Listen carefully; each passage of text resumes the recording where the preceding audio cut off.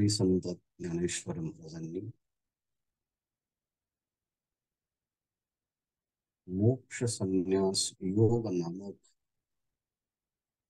ह्या 18व्या अध्यायाला प्रारंभ करताना 86 ओव्यांची विस्तीर्ण प्रस्तावना मांडत असताना श्री गुरूंच्या वर्णनानंतर विविध विषयांचा परामर्श घेतलेला आहे.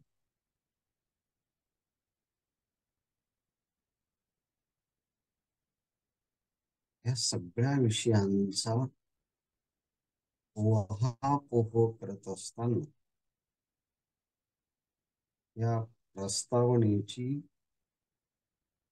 सांगता परिसमाप्ती भगवान श्री कृष्ण आणि अर्जुन यांच्यामधील अन्योन्य प्रेम संबंधातून या अध्यायाची सुरुवात केली आहे.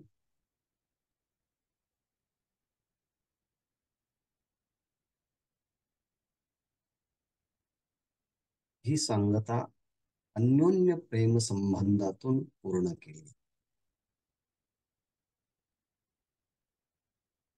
हा विषय सुरू होण्याच्या अगोदरचा विषय होता 17वा अध्याय आणि 18वा अध्याय यांच्यामध्ये जन्य जनक भाव संबंध कसा. मग त्या जन्य जनक भावाचा संबंधाचं वर्णन झाल्यानंतर मग आता ज्ञानेश्वर महाराज ओवी क्रमांक 76 पासून तर 86 पर्यंत अर्जुन आणि भगवान श्रीकृष्ण यांच्यामध्ये असलेलं एक शुद्ध प्रेम, त्यांच्यात असलेला संवाद हा कशा स्वरूपाचा आहे याचं शुद्ध चित्रण ज्ञानेश्वर महाराजांनी आपल्या प्रातिभ संकल्पनेतून आणि सच्चिदानंद बाबा यांच्या सिद्ध लेखणीत ते साकार केला आहे.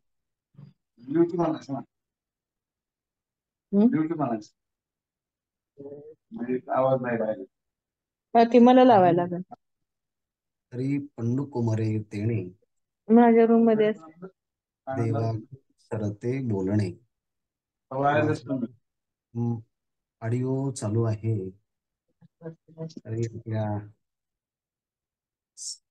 आपला संवाद होत असताना तुमच्या घरातला संवाद ऐकू येतोय. असो,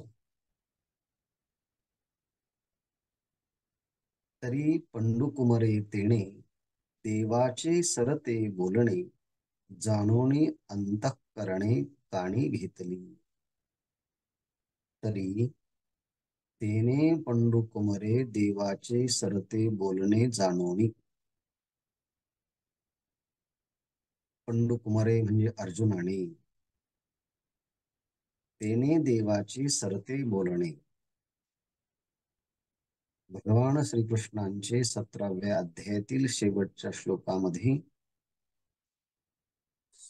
बोलणं परिसमाप्त होत असताना, पूर्ण होत असताना अर्जुनाच्या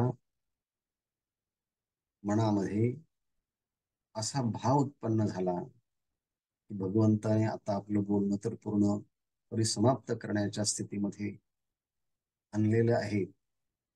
आणि हा भाव जाणून अर्जुनाच्या अंतःकरणाने मनाने काय काणी घेतली, एक शंका घेतली. मनामध्ये एक वेगळाच भाव उत्पन्न झाला. काय भाव उत्पन्न झाला, काय शंका उत्पन्न झाली? अर्जुने अंतःकरणे काणी घेतली. अर्जुनाने आपल्या अंतःकरणामध्ये एक प्रकारचं त्याने शंका घेतलेली आहे. त्याच्या अंतःकरणामध्ये एक वेगळाच भाव शंकेचा उत्पन्न झाला आहे. मग ही शंका जी उत्पन्न झाली आहे त्याला समजली नाही भगवंताचं बोलणं म्हणून की काय का वेगळं कारण आहे. म्हणून कोणाला असं वाटू नये की एवढं सांगूनही अर्जुनाला समजलं नाही म्हणून शंका उत्पन्न झाली. या शंकेच्या समाधानासाठी श्री ज्ञानेश्वर महाराजांनी उत्तर दिलं आहे. असं आहे पहा, एरवी तत्वविषयी भला तो निश्चतू असे किर झाला, परी देवो राहे उगला ते सहावेना. या एकाच ओळीमध्ये एका प्रश्नाचं उत्तर आणि दुसऱ्या प्रश्नाचं उत्थापन. म्हटले असं काही नाही की अर्जुनाच्या अंतःकरणामध्ये शंका उत्पन्न झाली, याचा अर्थ त्याला कळालं नाही असं नाही. मग कसं आहे, एरवी जर अर्जुनाचा विचार केला तर तो अर्जुन कसा आहे, तो तत्वविषयी भला,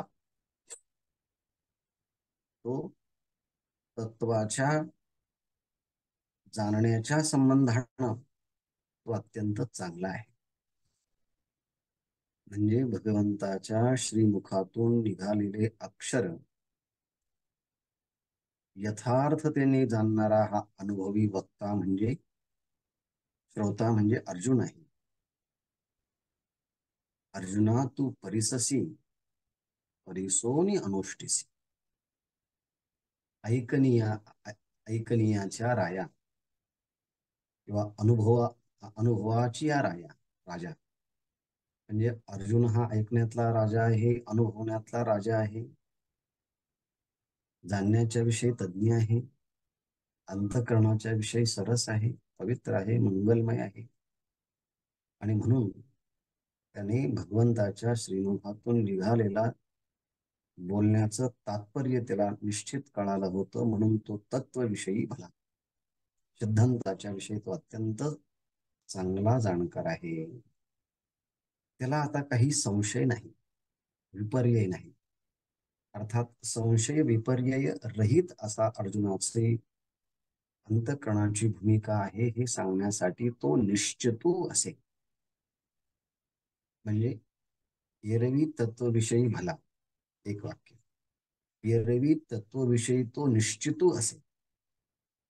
अर्जुनाच्या अंतःकरणामध्ये तत्वाविषयी कोणती शंका नाही, म्हणून तो निश्चित असे. आणि खरोखर तो निश्चित झालाय, हा सगळा भाग आहे. म्हणून अर्जुनाच्या अंतःकरणात शंका उत्पन्न झाली याचा अर्थ कळाला नाही असं नाही, तर तो तत्वाविषयी चांगला जाणकार आहे, त्याला निश्चित माहिती आहे आणि तो आता खरोखर या भूमिकेला भगवंताच्या पोचला आहे. मग असं जर आहे तर अर्जुनाच्या अंतःकरणामध्ये शंका उत्पन्न झाली, त्याचं कारण काय? अहो म्हटले त्याचं कारण परी देवो राहे उगला ते सहावेना.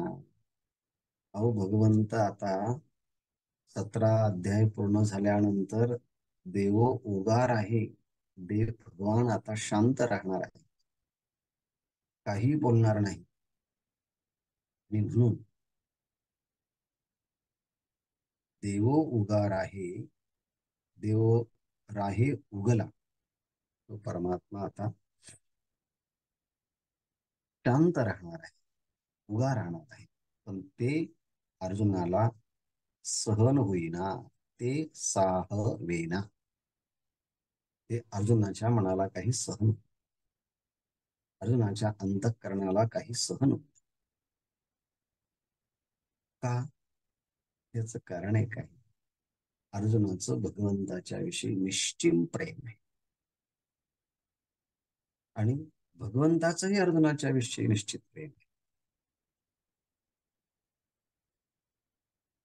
अर्जुन कधी रुसला तर भगवंत त्याला पुन्हा पुन्हा समजूत काढतात.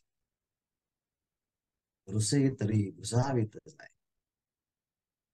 आणि अर्जुन जर रागावला तर भगवंत निवांत सहन करतो. कोपे तरी निवांत साय, ऋषे तरी भुजावीतच आहे.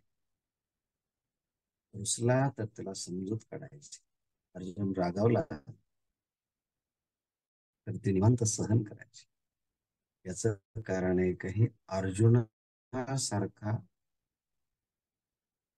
तत्वविषयक प्रश्न विचारणारा त्या सांप्रत काळातला दुसरा कोणी नव्हता. म्हणून भगवंताचंही तेवढंच प्रेम आणि अर्जुनाचंही. तो सुमनू होता, शुद्धमतीचा होता आणि दक होता. म्हणून भगवंताने ते गुज अर्जुनाला सांगितलं. पण एवढं झाल्यानंतर आता भगवंत काहीच बोलणार नाही. तो शांत, आपण पण शांत, अशी स्थिती होईल का? ही गोष्ट त्याला काही सहन होईल. कशी सहन होईना हे सांगण्यासाठी दोन उदाहरण दिले. आणि ह्या दोन्ही उदाहरणातून ही अशा प्रकारची प्रेमाची जात आहे असा निष्कर्ष सांगितलाय. पहा, वत्स झाली वरी, धेनू न वचावे दुरी, अनन्य प्रीतीची परी ऐसी आहे. सवत्स गाय आहे. सवत्स गाय म्हणजे वत्सासहित असणारी ही कपिली गाय. तिने काय केलं आहे? आपल्या वासराला तृप्त केलं आहे. आणि ते वासरूही आता गायीच्या काशेतलं दूध पिऊन तृप्त झालं आहे. म्हणून वत्स झाली या, तृप्त झाला आहे. पण तिथे ही हा शब्द प्रयोग केला आहे, त्याचा अर्थ होतो शुद्धा. म्हणजे वत्स गायीच्या कासेतील दूध पिऊन तृप्त होऊन सुद्धा झाली याही, तृप्त झालं असताना सुद्धा काय होतं? वरी धेनू न वरी दुरी धेनू न वचावी. परंतु एवढं होऊनही त्या गायीने दुरी न वचावी म्हणजे लांब जाऊ नये. त्या वासराला सोडून तिने कुठेतरी आणखी रानावनात जाऊ नये. त्या वासराला असं वाटतं त्या गायीने आपल्या जवळच राहा. धेनू दुरी न वचावी, त्या गायीने आपल्यापासून दूर जाऊ नये. म्हटलं आता दूध तर पिलाय ना तो वासरू, आता तरी जाऊ द्यावं ना गाईला. पण त्या वासराला वाटतं नाही, आईने आपल्या जवळच राहा. कारण का?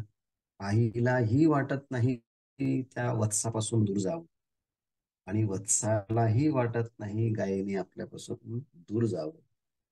दोघांनाही एकमेकाच्या सानिध्यामध्ये राहण्याचा तो एक अनन्यतेचा प्रसंग असल्यामुळे ज्ञानेश्वर महाराज म्हणतात, अनन्य प्रीतीची परी ऐसी आहे.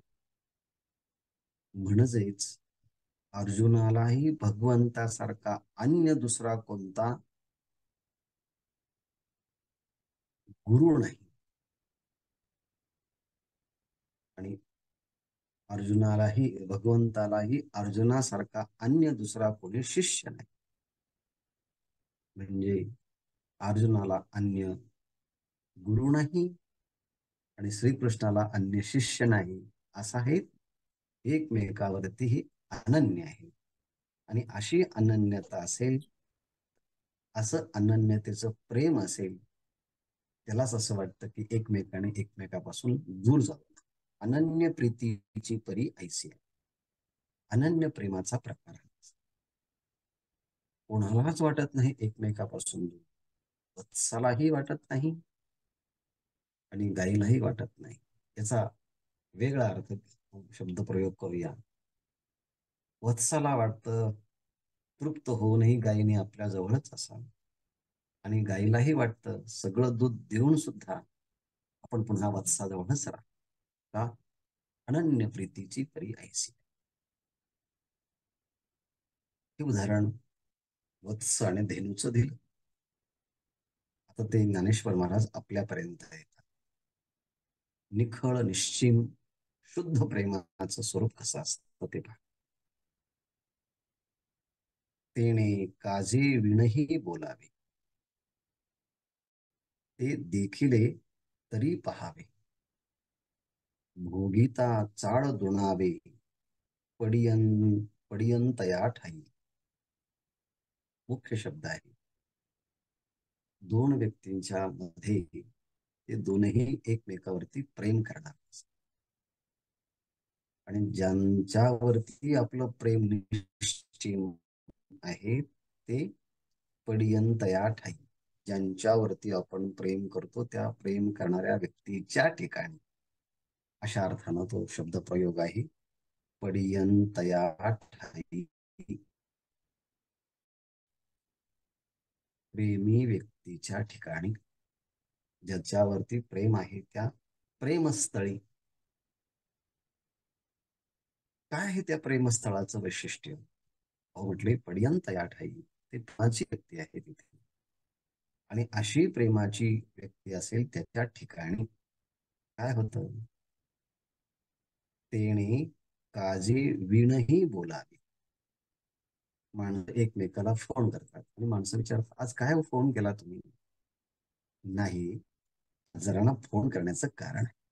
म्हटलं कधी वर्षांनी वर्षापासून फोन आला नाही, महिन्यापासून फोन आला नाही, आज अचानक फोन आला. माणसं विचारतात काय कारण? म्हणजे व्यवहारामध्ये गरजवंत माणसं जेव्हा एकमेकाला फोन करतात तेव्हा त्याचं कारण असतं. आणि ज्यांच्याविषयी प्रेम असतं ते माणसं काही कारण नसतानाही ते एकमेकाच्या विषयी बोलत असतात. काळजी विणही बोलावी. कुठं बोलतात? पडियंतया ठाई तेने काजे विणही बोलावे. प्रेमी व्यक्तीच्या ठिकाणी कारण नसताना पुन्हा पुन्हा बोला. एखाद्या स्त्रीला बाळ झालं म्हणजे तिने मुलाला जन्माला घातलं, तेव्हा ती पुन्हा पुन्हा ते मुलाच्या बरोबर प्रेम संवाद करत असते. हम्म, भूक लागली का? दूध देऊ का? पाणी देऊ का? तुम्हाला हाक मारली का? अशा नानाविध कल्पनेचा आरोप त्यावरती करून ती त्याच्याशी बोलत असते. नुकतंच लग्न झालेलं असेल आणि पती कंपनीत गेले असतील तर ही पोचले का मग? आत्ताच पोचले का? कसे पोचले मग? झालं. तोच प्रश्न असतो, पण तोच प्रश्न वेगवेगळ्या पद्धतीने फिरून विचारला जातो. हा, मला वाटलं पोचलेच. पोचले का? अच्छा अच्छा. हा, आताच पोचले असाल ना? हो. मग भेटली का बस गाडी वेळेवरती? झालं. अहो तोच प्रश्न असतो, पण तोच प्रश्न 10 पद्धतीने विचारायचा असतो. तिथे प्रश्नाशी संबंधित काही घेणं देणं नसतं. फक्त प्रेमही व्यक्तीच्या ठिकाणी तो संवाद पुन्हा पुन्हा घडावा.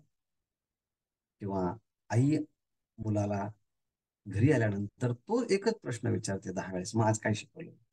मग तू कसं उत्तर दिलंस? म्हणजे तो बोलणं दोन मित्रातलं असो, पती पत्नीतलं असो, गुरु शिष्यातलं असो, भावाभावातलं असो, किंवा आणखी दोन मैत्रिणीतलं असो, जिथे प्रेम असतं तिने काजे विणही बोला. विनाकारण सारखं बोलत राहत. कारण का? ज्याच्याबद्दल बोलायचं ते ठिकाण कसं आहे? पर्यंत आहे. दुसरं, ते देखिले तरी पहा. एकदा पाहिलं आईने मुलाला झोपी घातलं पलंगावरती, तरी आई पुन्हा येऊन पाहते, पुन्हा जाते, पुन्हा येऊन पाहते. किंवा आपण एखाद्या प्रेमी व्यक्तीला बोललेलो असतो, पाहिलेलं असतं, पण पुन्हा दुसऱ्या दिवशी, पुन्हा तिसऱ्या दिवशी, पुन्हा चौथ्या दिवशी देखिले तरी पहा. जे पाहिलेलं असतं ते पहा. भगवान श्रीकृष्णाला गोपिकांनी रोज पाहिलेलं असतं, पण रोज त्या गोपिका भगवंताला पाहण्यासाठी यायची. अरे किती दिवसापासून भेटलो नाही आपण, तेव्हा अरे काल भेटला नाहीस तू. अशा त्या भगवंताच्या प्रेमामध्ये, विरहामध्ये पूर्णपणे जणू काही वेड्या झालेल्या त्या गोपिका भगवंताला पुन्हा पुन्हा पाहत. आणि काहीतरी निमित्त करून त्याच्या जवळून जाण्याचा योग आहे. असं खूप सुंदर वर्णन निळोबरायांनी केलं. मीस पाणी असे गोविंदासी चटक. कोणी आताच पाणी भरून आणलेलं असेल तर जो हंडा भरून आला तो पुन्हा उलंडून द्यायचा आणि पुन्हा पाणी भरण्याच्या निमित्तानं त्याला पाहण्याकडे जायचं. भरीला उलंडोणी रीता करी घट, मीस पाणी असे गोविंदासी चटक. अर्थात त्याला पाहण्याच्या निमित्ताने ह्या गोपिका भगवंताकडे जात होत्या. त्याचं कारण आहे, ते देखील तरी पहा. जे पाहिलं आहे ना, तरी ते पुन्हा पाहावं असं वाटतं. पर्यंत या भोगिता चाड दुणावे, त्याचा अनुभव घेतला, त्याचा सहवास लावला, त्याच्या सानिध्यामध्ये आतापर्यंत वेगवेगळा अनुभव आला, तरी त्याचा पुन्हा अनुभव आहे. पुन्हा त्याच्याशी बोलावं आणि त्याचा उपभोग घेतला असताना ती चाड जी आहे, ते प्रेम जे आहे, पुन्हा द्विगुणित होतं. पुन्हाच पर्यंत याट. प्रेमी व्यक्तीच्या ठिकाणचा अनुभव अनुभवी घेतला असता तरी तो दुप्पट होतो. त्या पाहिलं असताना पुन्हा पाहावं असं वाटतं. आणि काजेवी न बोलावे, हा शब्द सगळीकडे लिहिलाय. काजेवी न बोलावे, काजेवी न पहावे आणि काजेवी न काय आहे, चाड दुनावे. कारण का, पडियंत याठ आहे म्हणून प्रेमी व्यक्तीने श्रेय जरी दिल्यात तरी त्या मंत्राप्रमाणे वाटा. आणि प्रेमी व्यक्ती जर नसेल, शत्रूने स्तुती जरी केली तरी ती शिव्या दिल्यासारख्या वाटते. आणि प्रेमी व्यक्तीचा स्वभावच असा. अहो असं कसं काय उलट सुलट. अहो म्हटली ही आईसी प्रेमाची हे जाती. याला तर प्रेमाची जात, याला तर प्रेमाचा प्रकार. मग प्रेमाची व्याख्या सांगा. खरं प्रेम जे आहे ते व्याख्यात बसत नाही. जगातल्या सगळ्या संकल्पना विशिष्ट व्याख्येमध्ये बसवता येतात, परंतु शुद्ध निरपेक्ष प्रेम ते व्याख्येत बसत नाही. म्हणून तर त्याला म्हटलंय अनिर्वचनीय प्रेम स्वरूपम. आईसी ही प्रेमाची जाती, हा प्रेमाची जात आहे. आणि अर्जुन तर हा प्रत्यक्ष प्रेमाची मूर्ती आहे. पार्थ तव तेची मूर्ती. या जगदीश्वराचे प्रेम हेत दिसतसे निरूपम, कैसे पार्थे येणे सर्वोत्तम पुण्य केले. अरे काय अर्जुनाने एवढं मोठं पुण्य केलं असेल की सगळं प्रेम भगवंताचं एका ठिकाणी एक वटलेलं आहे. म्हणून अर्जुन ही प्रेमाची मूर्ती आहे. आणि म्हणून करोल आहे खंती उगेपणाची. हे कारण असल्यामुळे ज्ञानेश्वर मला म्हणतात, उगेपणाची खंती करोल आहे. भगवंत आता काहीच बोलणार नाही. 18वा अध्याय सगळं विषयाचं प्रतिपादन केल्यामुळे आता काहीच बोलायचं नाही. हे जेव्हा पाहिलं तेव्हा उगेपणाची खंती करोल आहे. भगवंत आता काही बोलणार नाही याची त्याला खंत.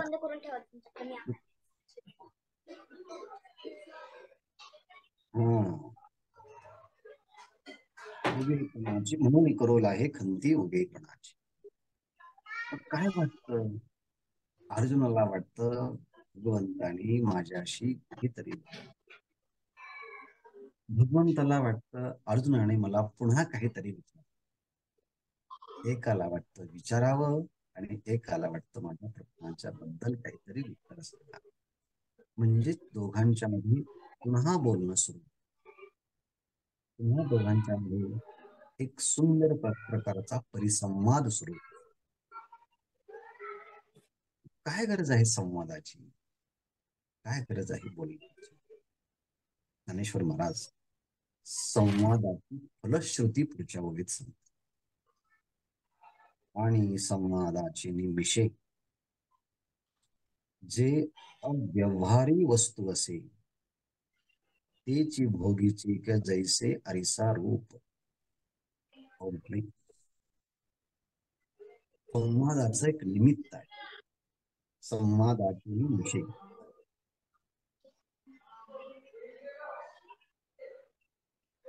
दोन समान आवडीच्या एकमेकांच्या आदर असणाऱ्या व्यक्तींच्या जे बोलणं सुरू होतं त्यांना संवाद असेल. आणि त्या संवादाच्या निमित्ताने काय होतं तर त्या संवादाची फलश्रुती सांगतात. जे अव्यवहारी वस्तू असते त्याची की भोगी. वस्तू म्हणजे आत्मवस्तू. कोणाचा ऑडिओ बंद चालू आहे, बंद करून ठेवा प्लीज. जे अव्यवहारी गणपत वस्तू आहे. महाराज एक मिनिट. गणपत गावडे कोण आहेत? गणपत गावडे हो हो जरा प्लीज हो बोला. तुमचा हे करा, ऑफ करा. हो हो ठीक आहे ठीक आहे. ओके. अव्यवहारी वस्तू आहे म्हणजे वस्तू शब्दाचा अर्थ या ठिकाणी आत्मा, आणि अव्यवहारी शब्दाचा अर्थ आहे तिला डोळ्याने पाहता येत नाही, कानाने ऐकता येत नाही, ओठाने बोलता येत नाही, त्वचेने स्पर्श करता येत नाही, बुद्धीने विचार करता येत नाही, मनाने संकल्प करता येत नाही. अर्थात ज्ञानेंद्रिय, कर्मेंद्रिय आणि अंतःकरण या कोणत्याच इंद्रियाने तिचं आकलन होत नाही अशी जी वस्तू आहे, आत्मवस्तू आहे, ती आत्मवस्तू कशी आहे? अव्यवहार्य. म्हणजे इट इज बियॉन्ड कम्युनिकेशन.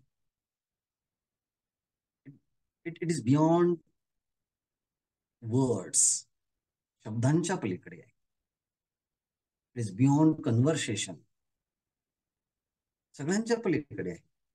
पण असं जरी असलं तरी ती अव्यवहार्य वस्तू, जे अव्यवहार्य वस्तू पण संवादाची मिसे त्याची की भोगीजे, परंतु त्याचा अनुभवही संवादाच्या माध्यमातून घेता येतो.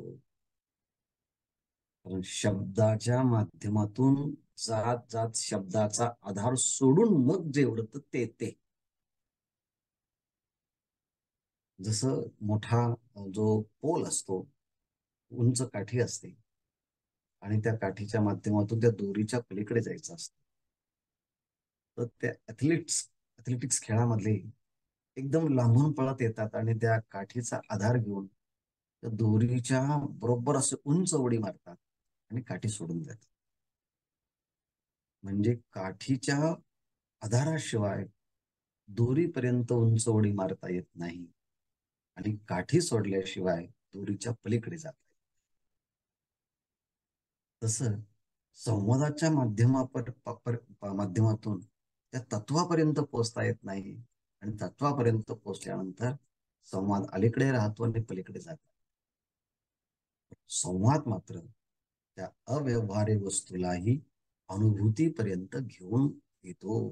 म्हणून संवादाने काय होत असेल तर संवादाचे निमित्ते जे अव्यवहार्य वस्तू असे तेची की भोगीजे, त्याचा भोग घेता येतो म्हणजे त्याचा अनुभव घेता येतो. कसं? माऊली सांगतात, जसं आपण आपलं सुंदर आपला चेहरा आहे, स्नान केलं आहे, मेकअप केला आहे, गंध लावलेला आहे, आणखी काय काय सुंदर प्रकारे त्याचं सुशोभीकरण केलेलं आहे. आणि मी कसा दिसतोय असं जर पाहायचं असेल तर आपलंच मुख आपल्याला पाहायचं असेल तर आपल्याला आरशाचा साह्य घ्यावं लागतं आणि मग त्या आरशाच्या मध्ये आपलं रूप पाहत. मग आरसा काय करतो? आपलं रूप दाखवतो. तसं संवाद आपल्याच आत्मस्वरूपाचा अनुभव करून देतं. म्हणून माऊली म्हणतात, जसं स्वतःचं मुख पाहण्याकरता दर्पण आवश्यक आहे, जैसे आरिसा रूप. आरिसा काय करतं? स्वतःचं रूप दाखवतं, पण त्या रूपाचा अनुभव घेतो. तसं अव्यवहार्य वस्तू जी आहे त्या संवादाच्या माध्यमातून त्याचा आपल्याला अनुभव घेतात. असा असणारा संवाद हा आपल्या अनुभूतीचं एक माध्यम आहे. आणि असं अनुभूतीचं माध्यम असताना ज्ञानेश्वर महाराज म्हणतात, मग संवाद तोही पारुखे. तरी भोगिता भोगणे थोके, हे का सहा वेल सुखे लाचावलिया. आणि म्हणून हा जो उत्तम प्रकारचा संवाद भगवान श्रीकृष्ण आणि अर्जुन यांच्यामध्ये चालला, अर्जुनाला त्या संवादाचा अनुभव आला, अनुभव घेतला, तो आता लाचावला आहे. त्याला त्या अनुभवाची गोडी त्याने अनुभवली आहे, तो सोकावलेला आहे, तो अनुभवाचा भोक्ता आहे. आणि मग आता सगळं जर बंद होईल तर त्याला ते सहन होईल का? सहावेल सुखे लाचावलिया, त्या सुखाने जो आता लाचावला आहे, सुखाची गोडी ज्याने आता अनुभवली आहे, तो मग हा सगळा संवाद जो आहे, तो संवादच जर बंद पडला तर ब्रह्मानंदाचा अनुभव घेता येईल का? आणि मग ब्रह्मानंदाचा अनुभव जर मध्येच बंद पडला तर मग आत्म अनुभव सुखात अत्यंत सोकावलेला, अत्यंत लालायित झालेला अर्जुनाला आता ते कसं काय सहन होईल? पुन्हा पुन्हा ते घ्यावं असं वाटतं. ज्ञानेश्वरीच्या श्रवणाची ज्यांना नित्य सवय लागली आहे, मधल्या काळामध्ये काही निमित्ताने ज्ञानेश्वरी प्रवचन बंद राहील, तेव्हा अनेक लोकांनी सांगितलं, कधी सुरू होणार आहे ते, कधी सुरू होणार आहे? म्हणजे काहींना असं वाटलं, कुटुंबातल्या व्यक्तींना, बरे त्या निमित्ताने एक तासभर शांततेचा अनुभव येत होता, आता तोही येत नाही. मग लाचावले मन, मन लागलं, गोडीचा अनुभव आला, ते मनुष्य ते मिळालं नाही तर अस्वस्थ होतो. मग आता अर्जुनाने विचारलं, काहीतरी निमित्त पाहिजे ना. अर्जुनाला ते काही सहन होईना. आणि म्हणून अर्जुनाने मनामध्ये पुन्हा एक विचार आणला आणि त्याला असं वाटलं की आपण मागे झालेला विषय पुन्हा विचारू. या लागी त्याग संन्यास पुसावयाचे घेऊन मीस, मग उपलबिले दूस गीतेचे ते. या लागी, याकरिता अर्जुनाने आपल्या अंतःकरणामध्ये दोन भाव विचारले की त्याग आणि संन्यास त्याच्यामध्ये कोणत्याही कर्माचा दोष नाही, निर्दोष असं कर्म आहे, जिथे आत्मानुभवाची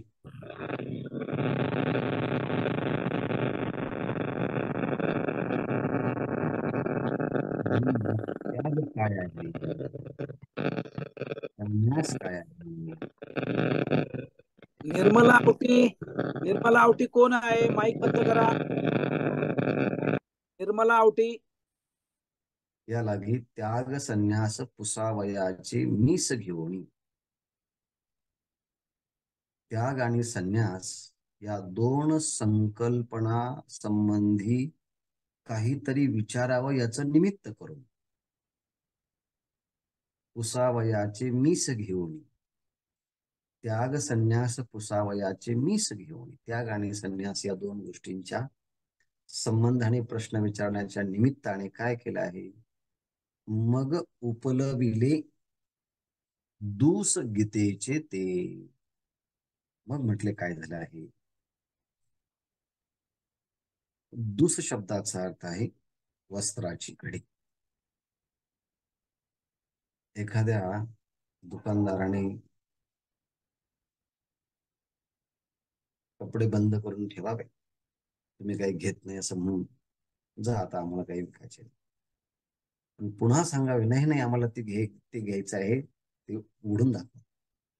म्हणजे दुकानदाराने वस्त्राची घडी बंद करून ठेवण्याच्या तयारीत असताना पुन्हा एखादा गिराहिक यावं आणि त्यांनी सांगावं, आम्हाला ते वस्त्र घ्यायचं आहे, ते पुन्हा उघडून दाखवा. तसं गीता रूपी आता हे वस्त्राची घडी 17व्या अध्यायाच्या शेवटच्या श्लोकामध्ये भगवंताने आता बंद करून ठेवली होती. पण अर्जुनाला असं वाटलं, पुन्हा मला याच्यात त्याग आणि संन्यास या दोन संकल्पनाच्या संबंधाने प्रश्न विचारायचा आहे. आणि म्हणून भगवंताला सांगितलं, त्याग म्हणजे काय हो देवा, संन्यास म्हणजे काय हो देवा. भगवंताला असं वाटलं तर पुन्हा गीता सांगण्याची गरज आहे. म्हणून उपलविले दूस, उपलविले म्हणजे उघडले,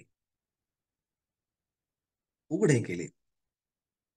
झाकून ठेवलेलं हे गीतेचं वस्त्र, बंद करून ठेवलेलं हे गीतेच्या वस्त्राची घडी पुन्हा आता उघडली. म्हणून ते गीतेचे दूस उपलविले, पुन्हा ते गीतेचे वस्त्राची घडी आता उघडली. 18वा अध्यायो नोहे, हे एका अध्यायी गीताची आहे. म्हणून हा 18वा अध्याय नाही, तर 18वा अध्याय म्हणजे संपूर्ण श्रीमद भगवत गीता आहे. ही गोष्ट ज्ञानेश्वर महाराज पुन्हा पुन्हा सांगतात. ज्ञानेश्वरीचा गीतेचा 18वा अध्याय हा कलश अध्याय. गीतेचा 18वा अध्याय ही एका अध्यायी गीताच आहे. म्हणून ज्यांना संपूर्ण ज्ञानेश्वरी ऐकण्याचं सद्भाग्य प्राप्त झालेलं नव्हतं, अरे मी तर 15 अध्याय ऐकला नाही, 16वा नाही, दुसरा नाही, 15वा नाही, पण आता ही संपूर्ण गीता म्हणजेच 18वा अध्याय आहे. आणि म्हणून 18वा अध्यायाची ही सुरुवात उद्यापासून होणार. ज्यांना संपूर्ण गीतेत काय आहे हे संक्षेपाने जर ऐकायचं असेल तर मग 18वा अध्याय. म्हणून 18वा अध्याय हे एका अध्यायी गीताची आहे. कोणी असं म्हणेल का, फार गीता संपवण्याची वेळ आली आणि अर्जुनाने पुन्हा मला विचारायचं म्हणून पुन्हा घडी करून ठेवलेलं वस्त्र पुन्हा आता ती घडी उघडली. भगवंताने पुन्हा तसं सांगायला सुरुवात केली का? म्हटले हो. एरवी गाईचं दूध काढायचं असेल तर सकाळची वेळ आणि संध्याकाळची वेळ ही निश्चित असते. दिवसभर त्या गाईला चारा, पाणी, खाद्य या सगळ्या गोष्टी द्यायच्या असतात. आणि संध्याकाळची सांज वेळ किंवा सकाळची वेळ दूध देण्याची असते. पण त्या गाईचा मालक, त्याला जर दूध पाहिजे असेल तर सकाळ आणि संध्याकाळची गरज असते. पण वासराला जर दुधाची गरज असेल तर ते वासरू गाईच्या काशेमध्ये कधीही, केव्हाही, कुठेही, कसंही जाऊ शकतं. आणि गाय त्याला कधीही, कुठेही, कसंही आणि कोणत्याही पद्धतीने आल्यानंतर ती आपल्या कासेतला पाना सोडत असते. अहो तान याचे लागता झटे, तेने अधिकची पाना फुटे, रोषे प्रेमे दुनवटे पडियंतयाठ. पुन्हा पडियंतयाठ हे शब्द आलेला आहे. आणि म्हणून वासराच्या करता वेळेची मर्यादा नाही, वेळेचं बंधन नाही. तो जेव्हा अपेक्षित होईल तेव्हा त्याला. तसंच आईच्या बाबतीत आहे ना, मुलाला कधीही भूक लागू शकते, केव्हाही लागू शकते, कुठेही लागू शकते. आई त्याच्यासाठी 24 तास स्तनपान देण्यासाठी तयार असते. आणि म्हणून जई वासरूची गाय दुहे, जर वासरूच जर आता गायीच्या दुग्ध पानासाठी जाऊ लागलं तई वेळू काय असा, तिथे वेळ कशाला पाहिजे? सगळ्याला वेळ आहे, पण आई त्या हातात असलेलं जे बाळ आहे त्याला दुधाची वेळ वेळ नाही. तो जेव्हा म्हणेल तेव्हा आई द्यायला. माऊलीने उदाहरण दिलं आहे वासरूच. जर वासरूची गाय वासरूच जर गायीच्या दूध पिण्यासाठी येत असेल तर वेळ काय असेल, त्याला कशाला वेळ? म्हणून अर्जुन हा कसा आहे, वत्स आहे. पार्थो वत्स सुधीर होता दुग्धम गीता अमृतम महत्. अर्जुन हा वत्स आहे. श्रीमद भगवद्गीता हे त्याच्यासाठी दूध आहे. आणि म्हणून जई वासरूची गाय दुही तई वेळू काय सा. असा हा प्रेमाचा भगवान श्रीकृष्ण आणि अर्जुन यांच्यातला हा प्रेमाचा अन्योन्य संबंध.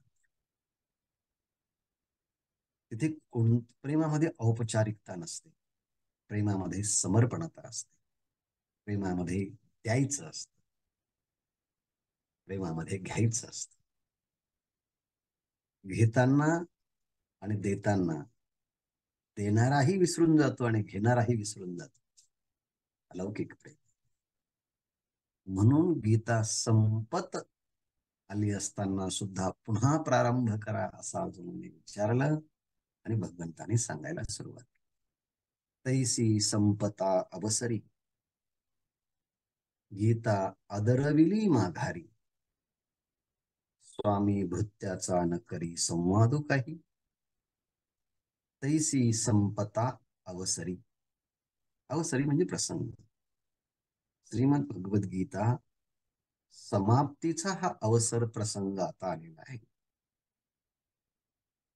पण अर्जुनाने प्रश्न विचारल्यामुळे आता त्या गीतेला पुन्हा माघारी फिरवलं जणू काही. अर्जुन गीता अदरविली माघारी. गीता आणि अर्जुनाने त्या गीतेला पुन्हा माघारी आणून प्रारंभ केला.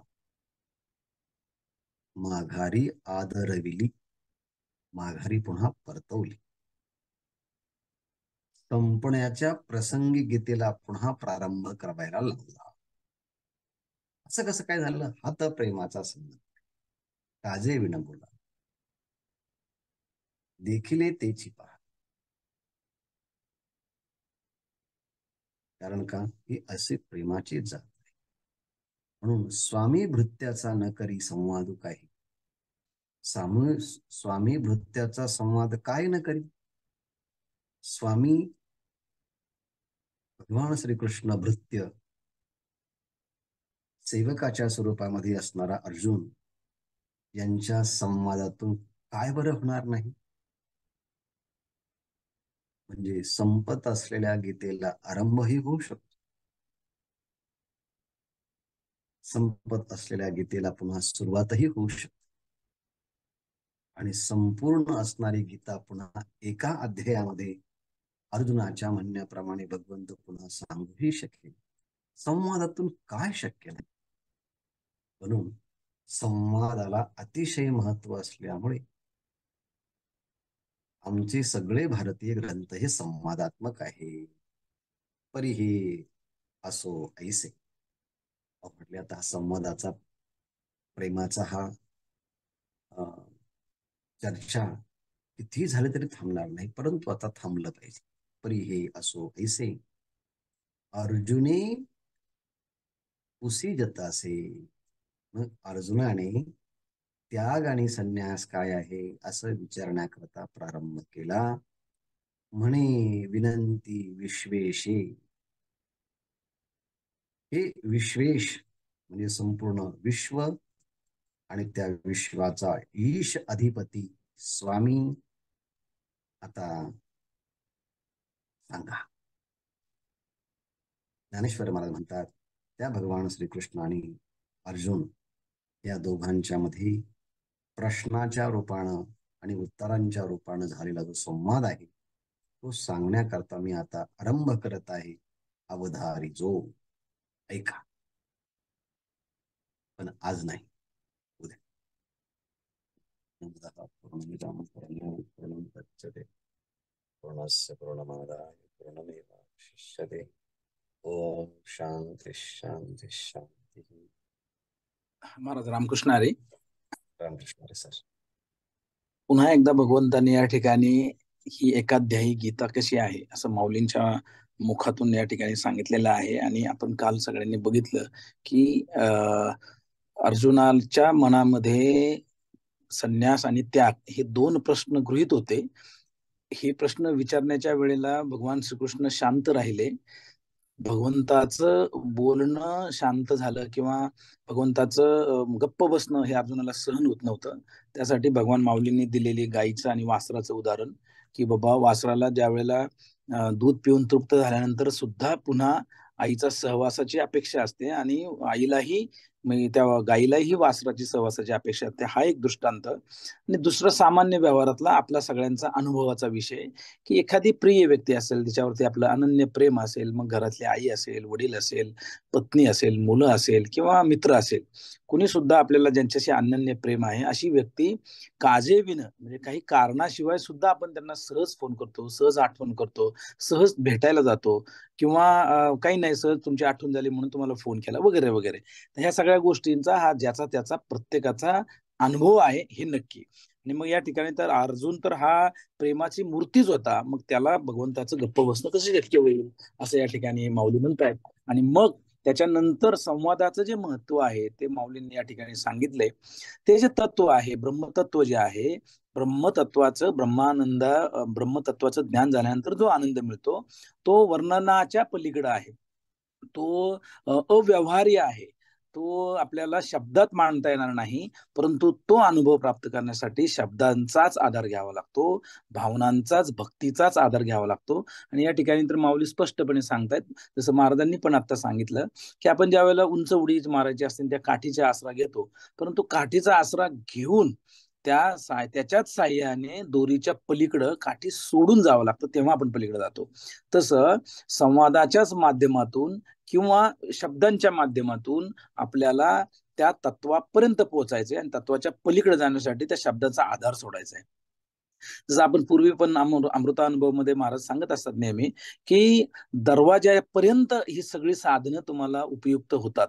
जी जी काही परमेश्वराला प्राप्त करण्याची साधनं आहेत, शब्द आहेत, हे सगळं तुम्हाला दरवाजापर्यंत आहे. दरवाजेच्या आत एकदा आत गेला की मग ह्या सगळे बाहेरच ठेवावे लागतात, असा सगळा याचा अर्थ आहे.